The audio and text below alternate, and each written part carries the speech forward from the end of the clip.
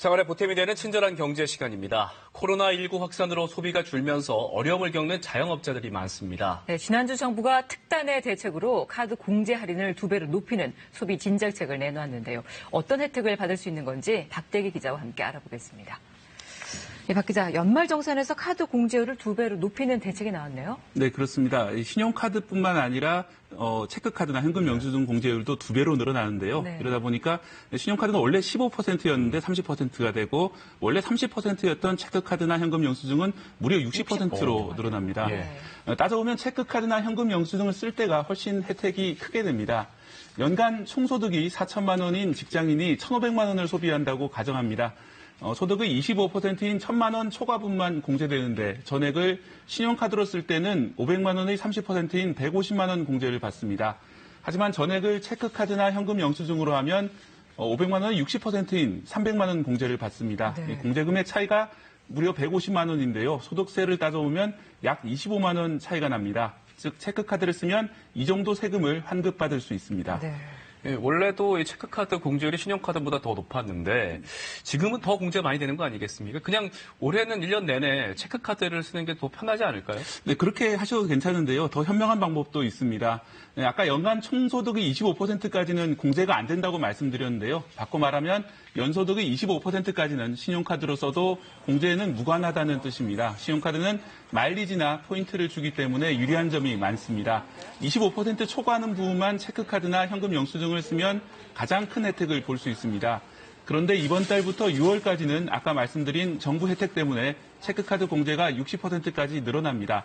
이 기간에는 주로 체크카드나 현금 영수증을 쓰고 그동안 소비가 충분히 많았다면 그 이후부터는 신용카드를 사용하는 걸 추천드립니다. 네. 근데 공제 금액에 좀 상한이 있지 않나요? 네, 그렇습니다. 이제 보통 300만 원 상한에 걸리고요. 네. 연소득이 7천만 원 넘는 분들은 250만 원 상한에 걸리는데 여기 또 따로 계산되는 추가 공제가 있습니다. 100만 원씩 더 공제를 받을 수 있는 품목이 있는데요.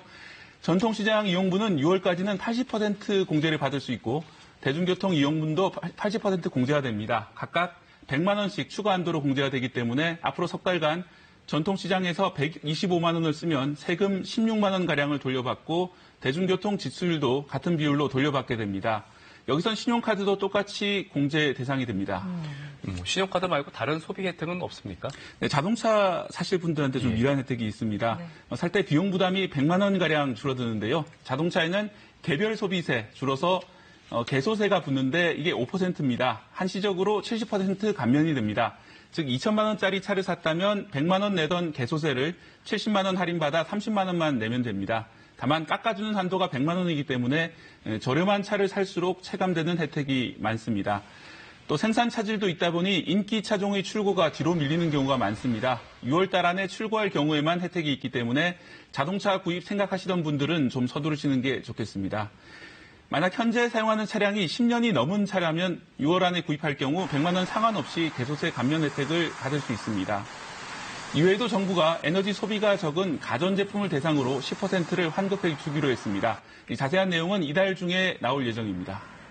네, 이번 주에는 사회적 거리 두기가 중요하다. 그래서 모임이나 행사도 좀 자제해달라 이렇게 저희가 전해드리고 있는데 소비하러 가도 돼요? 네, 물론 이제 가장 중요한 것은 건강입니다. 네. 하지만 온라인으로 구매할 때도 체크카드 공제는 똑같이 적용되기 때문에 참고하시는 게 좋겠습니다. 물론 지금 당장은 감염 예방이 무엇보다 중요하고 이 소비 혜택도 6월까지 있기 때문에 상황을 보면서 외출하시는 게 좋겠습니다. 네.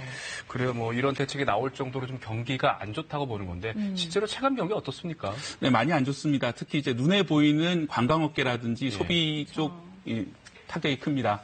항공기 탑승객이 최근 80% 이상 줄었고요. 이에 따라 면세점 매출도 40%가량 줄었습니다.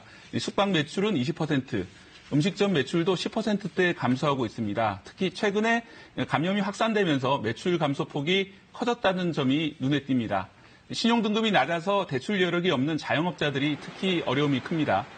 마찬가지 어려움을 겪는 홍콩은 아예 전 국민에게 150만 원씩을 나눠주기도 했습니다. 우리도 보다 적극적인 대안을 고민해 볼 시점입니다. 네, 오늘 정부가 내놓은 소비 진작책에 대한 혜택들 살펴봤습니다. 고맙습니다.